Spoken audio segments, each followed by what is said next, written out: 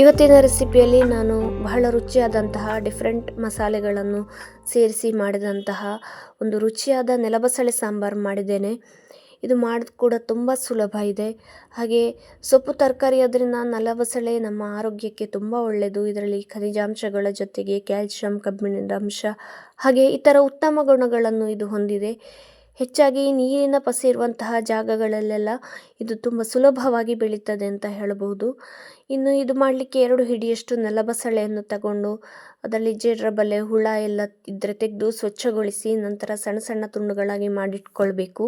ಈಗ ಒಂದು ಪಾತ್ರೆಯಲ್ಲಿ 1 ಕಪ್ನಷ್ಟು ತೊಗರಿಬೇಳೆಯನ್ನು ತಗೊಂಡು ಅದನ್ನು ಚೆನ್ನಾಗಿ ತೊಳೆದು ಅದಕ್ಕೆ ಸ್ವಲ್ಪ 2 ಡ್ರಾಪ್ನಷ್ಟು ಎಣ್ಣೆ ಹಾಕಿ 1/4 ಚಮಚದಷ್ಟು ಅರಶಿನ ಹಾಕಿ ಬೇಳೆಯನ್ನು ಬೇಯಿಸಿಟ್ಕೊಳ್ಬೇಕು. ಈಗ ಒಂದು ಪ್ಯಾನ್ ತಗೊಂಡು 1 ಚಮಚ ಎಣ್ಣೆ, 4 ಕಡ್ಡಿ ಚಕ್ಕೆ, 2 ಲವಂಗ, 1 ಏಲಕ್ಕಿ ಹಾಗೆ 4 ಕೆಂಪು ಮೆಣಸು, 2 ಚಮಚ ಕೊತ್ತಂಬರಿ ಬೀಜವನ್ನು ಹಾಕಿ ಕೆಂಪು ಆಗುವವರೆಗೆ ಹುರ್ಕೊಂಡು ನಂತರ 2 ಕಡ್ಡಿ ಕರಿಬೇವನ್ನು ಹಾಕಿ ಸರಿಯಾಗಿ ಬಾಡಿಸಿ ಒಂದು ಅರ್ಧ ಕಪ್ನಷ್ಟು ಕಾಯಿ ತುರಿಯನ್ನು ಹಾಕಿ ಅದರ ನೀರ್ಪಸೆ ಹೋಗುವವರೆಗೆ ಅದನ್ನು ಫ್ರೈ ಮಾಡಿ ನಂತರ ಒಂದು ಸ್ವಲ್ಪ ಹುಣಸೆ ಹುಳಿಯನ್ನು ಸೇರಿಸಿ ಮಿಕ್ಸಿಗೆ ಹಾಕಿ ಸ್ವಲ್ಪ ನೀರನ್ನು ಸೇರಿಸಿ ನುಣ್ಣಗೆ ರುಬ್ಬಿಟ್ಕೊಳ್ಬೇಕು.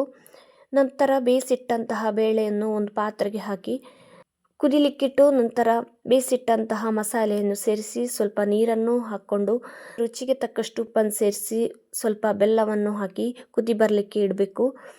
ಇನ್ನು ಕುದಿ ಬರುವಷ್ಟರಲ್ಲಿ ಒಂದು ಪ್ಯಾನ್ ತಗೊಂಡು ತುಂಡು ಮಾಡಿದಂತಹ ಈ ನೆಲಬಸಳೆಯ ತುಂಡನ್ನೆಲ್ಲ ಹಾಕಿ ಸರಿಯಾಗಿ ಫ್ರೈ ಮಾಡಬೇಕು. ಈ ನೆಲಬಸಳೆಗೆ ಸ್ವಲ್ಪ ಲೋಳೆ ಇರೋದ್ರಿಂದ ಇದರಲ್ಲಿ ಹಾಕಿ ಚೆನ್ನಾಗಿ ಬಾಡಿಸಿದರೆ ಅದೆಲ್ಲ ಹೋಗ್ತದೆ. ಸೊ ಇದು ಸರಿಯಾಗಿ ಬಾಡುವವರೆಗೆ ಇದನ್ನು ಈ ರೀತಿ ಹುಡ್ಕೊಳ್ಬೇಕು.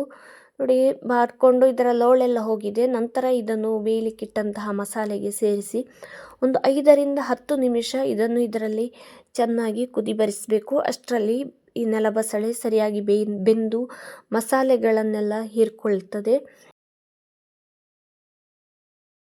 ಇನ್ನು ಇದು ಕುದಿ ಬಂದ ನಂತರ ಒಗ್ಗರಣೆಗೆ 2 ಚಮಚ ಎಣ್ಣೆ, ಸ್ವಲ್ಪ ಸಾಸಿವೆ, 1/4 ಚಮಚದಷ್ಟು ಹಿಂಗ್ ಪೌಡರ್, ಒಂದು ಅರ್ಧ ಚಮಚ ಜೀರಿಗೆ ಹಾಕಿ 1 ಕೆಂಪು ಮೆಣಸು, 2 ಕಡ್ಡಿ ಕರಿಬೇವು ಹಾಕಿ ನಂತರ ಒಂದು ದೊಡ್ಡ ಈರುಳ್ಳಿಯನ್ನು ಸಣ್ಣಕ್ಕೆ ತುಂಡು ಮಾಡಿ ಕೆಂಪು ಬಣ್ಣ ಬರುವವರೆಗೆ ಇದನ್ನು ಹುರ್ಕೊಳ್ಬೇಕು.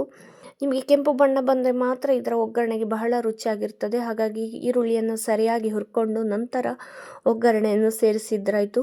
ಒಗ್ಗರಣೆ ಹಾಕಿದ ನಂತರನೂ ಒಂದು 5 ನಿಮಿಷ ಇದನ್ನು ಕುದಿಸಿದರೆ ಇನ್ನೂ ರುಚಿಯಾಗಿರ್ತದೆ.